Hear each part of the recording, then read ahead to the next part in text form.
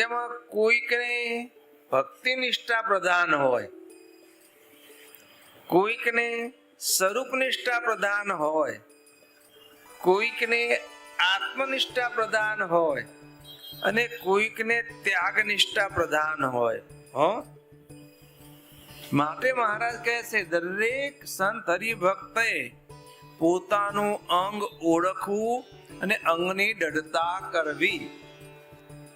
અંગને કેળવ્યું હોય તો ત્યારે બંધુ એકદમ એ અંગમાં ચાલી જવાનું, અને એ અંગમાં ચાલે જાય ને ઘડીક વારમાં દેશકાળ શાંત થઈ જાય, આંધી સમાઈ જાય અને આપણે ઉગરી જઈએ.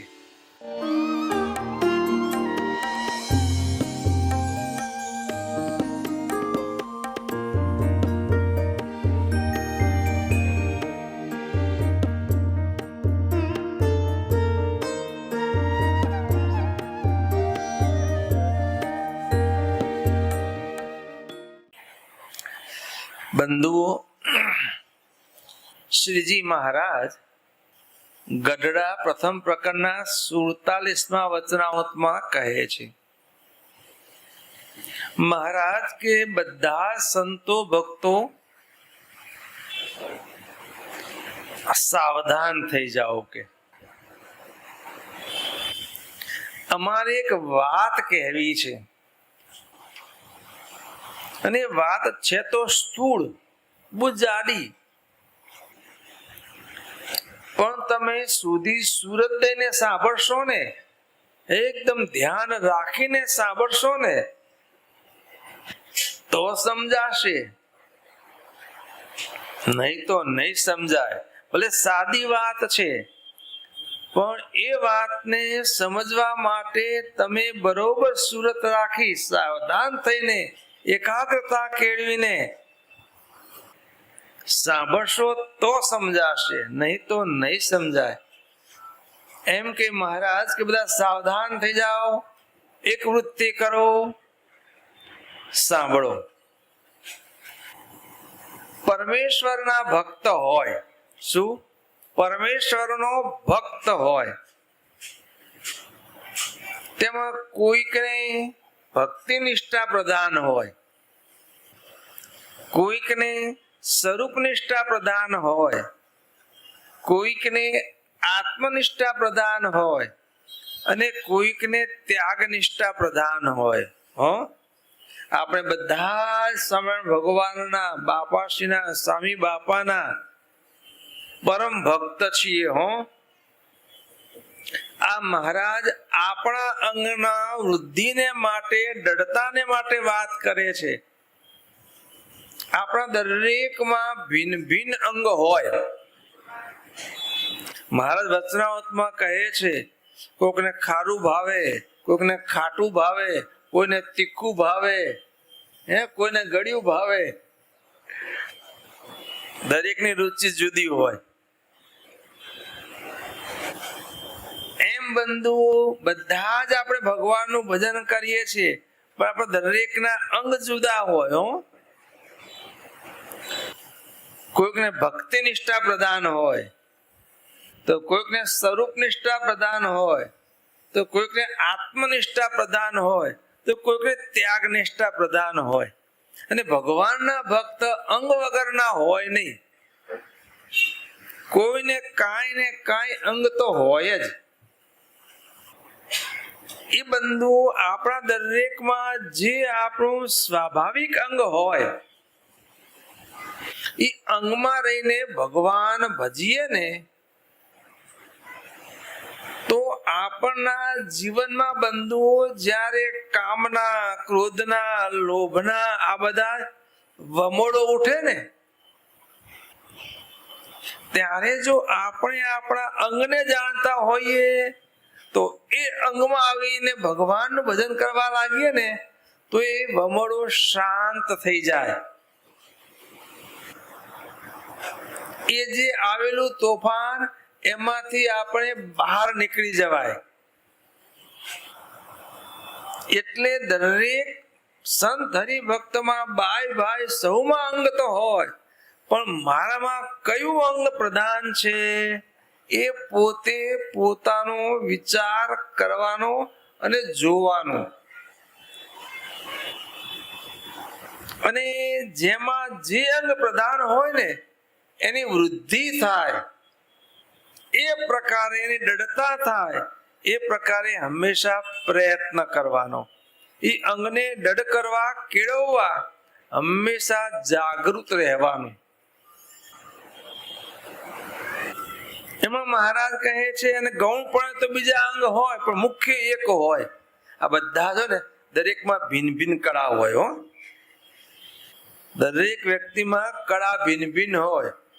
કોઈ સારું વગાડી જાણે, કોઈ સારું ગાઈ જાણે, કોઈ સારું નૃત્ય કરી જાણે, કોઈ સારું લેક્ચર આપી જાણે, કોઈ કઈ કારીગરી કરી જાણે. દરેકમાં ભિન્ન ભિન્ન કળા હોય.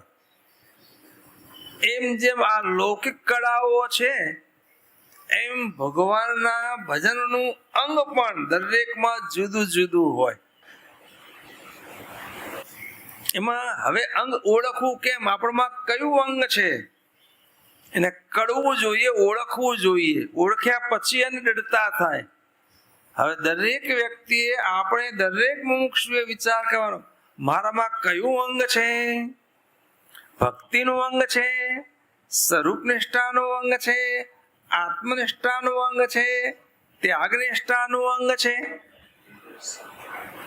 હવે અંગના મહારાજ લક્ષણ કહે છે કે જેને ભક્તિ નિષ્ઠા પ્રધાન હોય ને, જેને ભક્તિનું અંગ હોય ને, એને ભગવાનને થાળ ધરાવવા. આ પાટોશો આવ્યો, આ સુંદર મજાનો કેવો અણકુટ ધર્યો છે. આ બધી રસોઈ બનાવવી, એના સાહિત્ય ભગવાનને થાળ ગોઠવીને જમાડવા,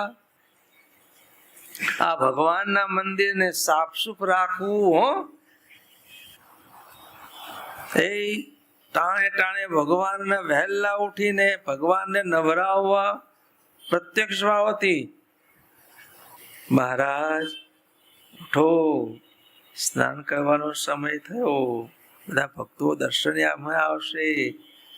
પ્રેમ કરીને ભગવાનને ઉઠાડવા, જગાડવા, સ્નાન કરાવવું, વસ્ત્ર પરિધાન કરાવવા. હો, એકદમ પ્રેમથી. નિષ્ઠા ભક્તિ ભાવ હોય ને તો એને એમ થાય અને બીજો સેવા કરતો હોય. શું હોય? ભાવ ન હોય પણ ડ્યુટી માથે આવ્યું એ ડ્યુટી સમજે. શું સમજે? ડ્યુટી બજાવતો હોય એને એવું હોય. ભગવાનના મંદિર સાફ રાખવા, એ મોટા મોટા સમયા, એમાં બધી સેવાઓ કરવી, ભગવાનના કથા કરવા, કીર્તન ગાવા. હો, કીર્તન ભક્તિ. ગઈકાલે રાજેન્દ્રભાઈ આવ્યા હતા ને, પરજીયા સોની રાજેન્દ્રભાઈ પાલા. એમ ભગવાનના કીર્તન ગાવા, એ ભગવાનને સન્મુખ બેસી સાંઈ બાપાએ આપેલા ઘનશ્યામ સલુણા શ્યામ અડારે, તારા વિના કેમ ચાલશે રે, મૂર્તિ તમારી માધુરી, તારા વિના કેમ ચાલશે. ભગવાનને બોલાવાના. બહુ એને ભક્તિ નિષ્ઠા પ્રધાન હોય એમ ભગવાન સંગાતે ઓતપ્રોત આમ થઈ જવાય. સંત માદા હોય એમની સેવા કરવી. હો, નહીં તો ભક્તિ ન હોય ને અંદર, અને કદાચ કામ સેવા વેઠ વાગ્યા જેવું થાય. અને જેને અંદરથી ભક્તિ હોય, માદા સંતની સેવા, ભગવાનના પરમ મુક્તની સેવા, આમની સેવા ભગવાનની સેવા છે એમ માની બહુ ભાવથી માદાને જોઈતું હોય એવું જમવાનું કરી આપે, એ પથારી કરી આપે, જોઈતું હોય બધી સેવા ભાવ તૈયાર કરીને. આ ભક્તિ નિષ્ઠા વાળાનું અંગ. અને એ કર્યા વગર ચાલે જ નહીં. હો, ઓટોમેટિક એમાં જોતરાઈ જ જાય, લાગી જ જાય. નવરો ન બેહીએ કે આ હો બંધો તો આપણા ભક્તિ નિષ્ઠા છે, તો એને બુદ્ધિને પમાડવી.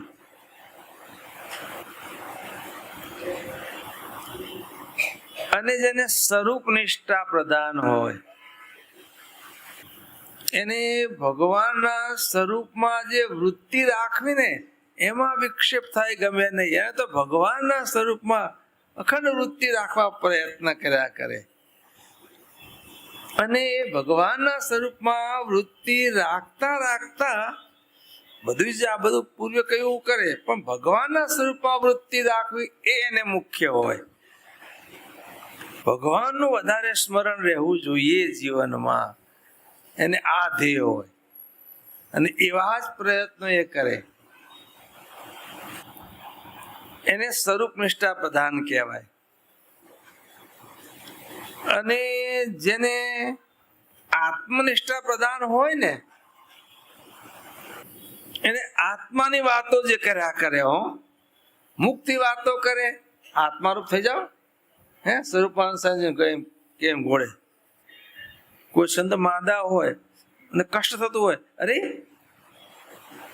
ક્યાં રડતે હો, આત્મા કો કહાં ચુहा કાટતે હાય. આત્મારૂપ હો જાઓ. આત્માનું પ્રતિપાદન કરનારા ગ્રંથો એને વાંચવા ગમે. મુખ્ય વાતો કરે તો આત્મા રૂપે વર્તવાની વાતો કરે અને પોતે સ્વયં આત્મા રૂપે વર્તવા પ્રયત્ન કરે. બસ આ બધાથી હું પૃથક આત્મા છું. અને એમાં એને ગમે. દેહાદિકમાં દુઃખ સુખમાં જલ્દી ખેંચાય નહીં. આત્મા રૂપે વર્તવા પ્રયત્ન કર્યા કરે.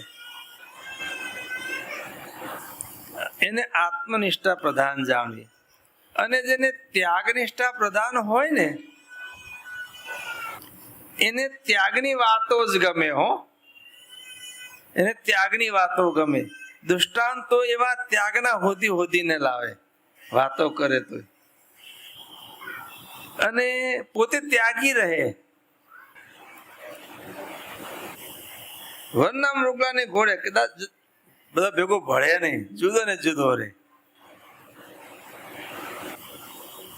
આ ત્યાગ નિષ્ઠા પ્રધાન હોય. કે આ દરેકે બંધુ વિચારવું. આવી તે નિષ્ઠાઓ આ ભગવાને મુખ્ય 4 ગણાવી છે. આવી જેને જે નિષ્ઠાઓ હોય, અંગ હોય, એ જોવાનું, આપણે વિચારવાનું. અને કયું અંગ આપણામાં છે, પછી જે અંગ હોય ને એને કેળવવાનું. આ બધા વિદ્યાર્થીઓ ભણતા હોય, જેને જે રુચિ હોય ને એમાં જો એને પ્રવેશ આપીએ ને, તું તને ગમતું હોય કર, ભણવાનું ખરું, ગમતું હોય કર. એમ આગળ નહીં, મારો છોકરો ડોક્ટર થવો જોઈએ, બાપ મંડ્યો ડોક્ટરમાં જ મારે મૂકવો છે. પેલા મારે જવું નથી સાયન્સમાં, તો બાપ મંડ્યો ડોક્ટર થવાનું, એન્જિનિયર થવાનું. પણ એમાં રુચિ જ ના હોય, પરાણે મૂકે પછી શું થાય? મજા ના આવે. અને જેમાં રુચિ હોય ને એ ઓછી મહેનતે કામ થાય. જેમાં જેને રુચિ હોય એમાં એને પછી બહુ પ્રેરણા ના કરવી પડે, હા ભાઈ કરો, અને ઓછી મહેનતે સારું આગળ નીકળે. માટે બંધુઓ આપણામાં જે અંગ હોય ને એને વિચારવાનું, મારામાં કયું અંગ છે, અને એ અંગને કેળવવાનું અને પુષ્ટ કરવાનું. ભગવાનને એ અંગે કરીને રાજી કરવાના. અને મહારાજ કે આ વાર્તા દર્પણ તુલ્ય છે. જેને સત્સંગનો યોગ છે ને એને બંધુઓ મારું કયું અંગ છે, હું કયા અંગે કાચો છું, આ બધું જેને સત્સંગ છે એને વિચારનું અંગ છે, એને બધું ખબર પડે. મહારાજ કે આ સત્સંગ દર્પણ તુલ્ય છે. કેવો છે આ સત્સંગ? દર્પણ તુલ્ય છે. આપણા મુખને આગળ દર્પણ ધરીએ ને તો ક્યાં ડાઘો છે, ક્યાં હા ના, તે દર્પણમાં દેખાય. એમ જેને બંધુ આ કારણ સત્સંગનો યોગ છે એ જો પોતાના અંગનો વિચાર કરે તો જરૂર એને ખબર પડે કે મારામાં આ કચાશ છે, કે હું આ અંગમાં કાચો છું, કે આમાં મને રુચિ છે. મહારાજે પ્રથમના વિશ્વમાં કહ્યું, આ સત્સંગમાં બધા પોતાનું સ્વરૂપ જો પોતાના હાથમાં જ છે, પણ કયા દાગ અને પ્રયત્ન કરવા ન દીઠ્યું. બહુધા કચાશ તો બંધુઓ આપણી પોતાની છે. એ હિલોડા દઈએ, સત્સંગમાં હિલોડા દઈએ છીએ. એ હવાર પડી, નાયા ધોયા, હા બધું કર્યું, ફર્યા, સાંજ પડી, હોતા જાગ્યા, આમ હિલોડા દઈએ છીએ, પણ વિચારતા નથી. અને જ્યાં સુધી બંધો વિચાર ન કરીએ ને ત્યાં સુધી આપણામાં કયું અંગ છે એ કળાય નહીં. અને જ્યાં સુધી એ પકડાય નહીં, હું આ અંગ બરોબર, એમાં મારે બુદ્ધિ પમાડવી છે તો પમાડ, બાકી ન પમાય. માટે મહારાજ કે આ સત્સંગ દર્પણ તુલ્ય છે. જે પોતાનું અંગ જોવા માંગે, વિચાર કરે તો એને જણાઈ જાય જેનું જેવું અંગ હોય તેવું. અને પછી એ અંગની દૃઢતા કરવાની. મહારાજે અને એ અંગ મારીને ભગવાન સહેજે ભજાય હો. તે જે આપણું અંગ હોય એને દૃઢ કરીએ તો મેં પહેલા વાત કરી તેમ તે અંગમાં રહીને જ્યારે આપણા દેશકાળ અંદર આંતરિક બાહ્ય દેશકાળ એ ખરાબ થાય છે અને અંતરમાં દેશકાળ ખરાબ સર્જાય છે. બાહ્ય વાતાવરણ ખરાબ હોય, બાહ્ય સંગ ખરાબ હોય, બાહ્ય કાળ ખરાબ હોય. એવા પ્રદેશમાં જાઓ જ્યાં બધા નાસ્તિક ભેગા થયા હોય, વિષયી ભેગા થયા હોય, એવા મેળામાં જાઓ, એ કાળ, એવો દેશ, એવો સંગ બાહ્ય એવું હોય અને અંતરમાં એવું છે. એ બધાથી આપણે પૃથક હોઈએ, ભલે મંદિરમાં બેઠા હોઈએ, પણ અંદરમાં દેશકાળ બદલાય છે. આ ઘડિયાળને કાંટાની પેઠે, ઘડિયાળનો કાંટો સતત ચાલ્યા કરે ને, એમ આપણા અંતરમાં ગુણના વેગ સતત ઘૂમ્યા કરે છે. સત્વ ગુણ ઘડીકમાં આવે, ઘડીકમાં રજો ગુણ આવે, ઘડીકમાં તમો ગુણ આવે. સત્વ ગુણના કાર્ય હોય, રજો ગુણના કાર્ય હોય, તમો ગુણના કાર્ય હોય. અને એ સમયે બંધુઓ એ ખરાબ વેગના વમળો ઉઠતા હોય અને ત્યારે જો અંગ જાણ્યું હોય ને તો તત્કાળ આપણે જ્યારે એવો ભૂંડો દેશકાળ અંતરમાં ઉભો થાય ત્યારે અંગમાં આવી જવાનું. શું આવી જવાનું? આપણા અંગમાં જે હોય એ અંગમાં લાગી જવાનું. હે ભક્તિનું અંગ, ભગવાનને સન્મુખ બેસી જઈએ, ભગવાનના કીર્તનમાં લાગી જઈએ, ભગવાનના મંદિરના સેવામાં લાગી જઈએ, સંતની ટેલ ચાકરીમાં લાગી જઈએ. ઘડીક વારમાં આવેલી આંધી શાંત થઈ જાય. અંગને ઓળખ્યું ન હોય તો એ આંધી ઉપડી ક્યાં જવું? ફાંફા મારીએ. શું કરીએ? ફાંફા મારીએ. ઘડીક આમ જવા પ્રયત્ન કરીએ, પણ એનાથી રક્ષણ થાય નહીં. પછી ઘણી વખત આંધી પછી ઉડાડી પણ જાય. અને અંગને કેળવ્યું હોય તો ત્યારે બંધુ એકદમ એ અંગમાં ચાલી જવાનું. અને એ અંગમાં ચાલ્યા જઈએ ને ઘડીક વારમાં દેશકાળ શાંત થઈ જાય, આંધી સમાઈ જાય અને આપણે ઉગરી જઈએ. માટે મહારાજ કહે છે, દરેક સંત હરિભક્તે પોતાનું અંગ ઓળખવું અને અંગની દૃઢતા કરવી. અમારે તમારે સૌને આ કરવાનું છે. અને એ વગર બંધુઓ તે સમયે રક્ષણ થાય નહીં.